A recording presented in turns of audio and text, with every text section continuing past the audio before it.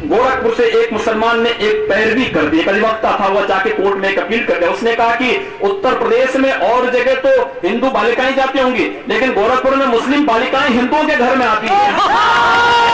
हम लोगों ने इस परंपरा को स्वीकार किया। किसी कालखंड में कोई बना होगा, अगर वह हिंदू बनेगा, हम उसको स्वीकार करेंगे, उसकी शुद्धि करवाएंगे और उसको अपनाएंगे, एक नई जाति का फिर से निर्माण करवा देंगे।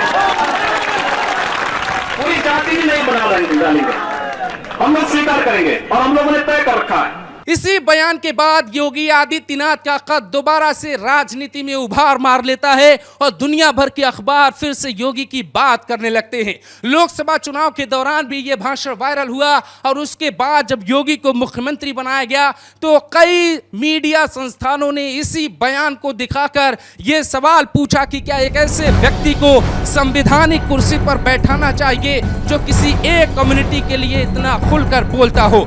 यह मामला न्यायालय में भी गया और इस पे योगी के खिलाफ एक केस भी भड़काऊ बयान का दर्ज किया जाता है। लेकिन योगी आदित्यनाथ इन दिनों ये समझ चुके थे कि जिनके आंखों में आंसू आए राजनीति के कारण से, उन्हीं की आंखों में अंगारे दिखाने पड़ेंगे और योगी उसी रास्ते पे चल पड़े।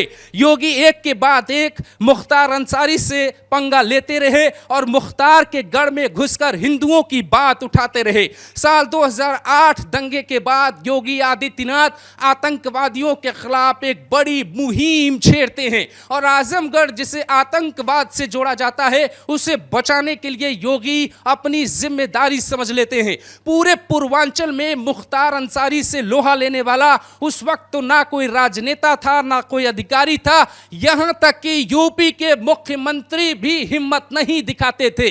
प्रयागराज के हाईकोर्ट अतीक और मुख्तार के बाहुबल के सामने कमजोर पड़ जाते थे और फैसला सुनाने से पहले केस से अपना नाम वापस ले लेते थे। उस परिस्थितियों में योगी आदित्यनाथ ने यह इशारा किया कि अब इनसे मुकाबला योगी खुद करेंगे और उन्हीं घटनाओं ने योगी को इतना मजबूत बना दिया कि उनके समर्थकों को यह भरोसा हो गया कि जो व्यक्ति संसद में रो रहा था तब कहा गया यह कायर है, उस व्यक्ति में दम है और उसे सत्ता नेतृत्व का मौका मिलना चाहिए।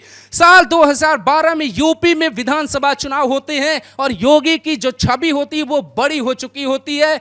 संसद के भीतर रोने वाली छवि धूमिल होती जाती है और वो जो एक नैरेटिव गढ़ा जाता है कि योगी कमजोर है, वो जो है कमजोर पड़ने लगती है और योगी बेबाकी से अपने भाषण देते हैं। साल 2014 के चुनाव में अंबेडकर नगर में योगी आदित्यनाथ घुस जाते हैं और उस वक्त मुलायम सिंह यादव के पुत्र अखिलेश यादव को ललकार कर कहते हैं कि 24 घंटे का वक्त देता हूं, अगर इंसाफ नहीं हुआ तो पूरा अंबेडकर नगर हमारे कब्जे में होगा। उसके बाद योगी ने राजनीति में जब उन्हें मुख्यमंत्री की कुर्सी मिली तो उन्होंने यह साबित किया कि राजनीतिक आंसुओं के बदले राजनीतिक अंगारे का मतलब क्या है। आज वही योगी सत्ता में है जिनसे हर कोई कांप रहा है, आज वही योगी सत्ता में है जिनसे माफियाओं को डर लग रहा है, आज वही योगी सत्ता में है जो रैली में कहते हैं कि अतीक अहमद ने पैंट पर पेशाब तक कर दिया था। आज वही योगी आदित्यनाथ सत्ता में है जो बेटियों को छेड़ने वालों के लिए कहते हैं इस चौराहे पे छेड़ोगे तो अगले चौराहे पर हम छेड़ देंगे। आज वही योगी आदित्यनाथ हैं जो ऑन द स्पॉट फैसला लेते हैं। आज वही योगी आदित्यनाथ यूपी के मुख्यमंत्री हैं जिनके लिए सुप्रीम कोर्ट में बड़े बड़े जजों को फैसला सुनाना पड़ता है कि क्या बुलडोजर कार्रवाई पे रोक लगा देनी चाहिए। नेम प्लेट से लेकर ऑपरेशन लंगड़ा तक चलाने वाले योगी आदित्यनाथ ने राजनीतिक धक्के खाए हैं।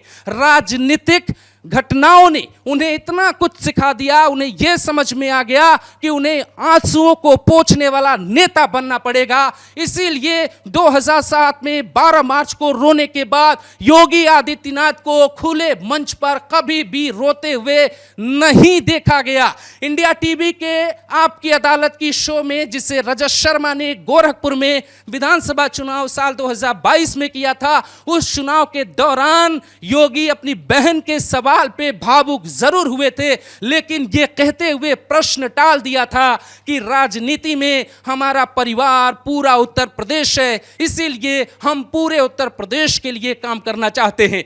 योगी आदित्यनाथ ने यह भी बता दिया कि बहनों से दूर, परिवार से दूर और राजनीतिक आक्रांताओं से बचकर निकले योगी कैसे अपने रूप में दुनिया को एक मैसेज दे सकते हैं, एक मॉडल बता सकते हैं, उस संसद की घटना को भुलवा सकते हैं और यह बता सकते हैं कि अगर बीजेपी ने साल 2007 में योगी का साथ दिया होता तो शायद मुलायम सिंह यादव के सरकार के फैसलों के बाद योगी कमजोर नहीं पड़ते।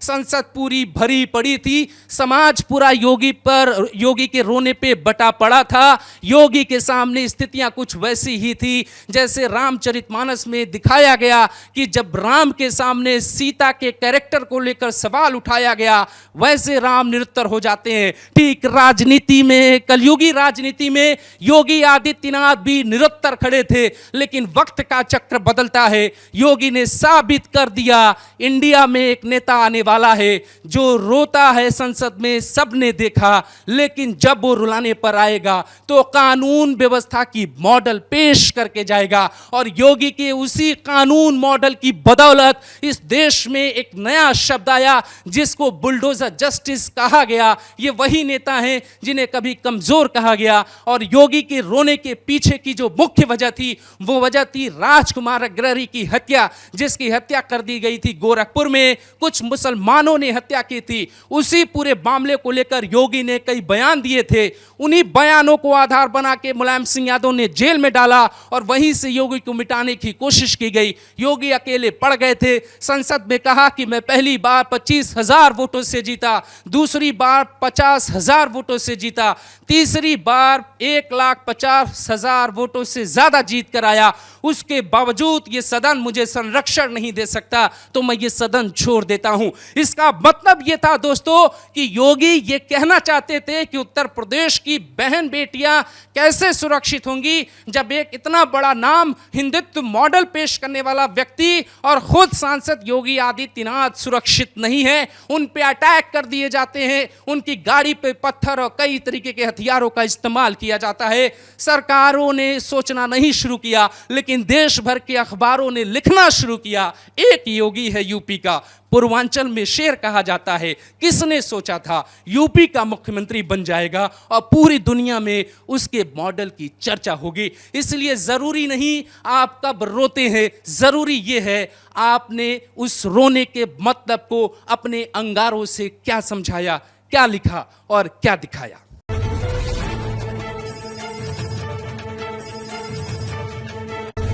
हर पल की खबर पर हमारी नजर। 7 भारत न्यूज के साथ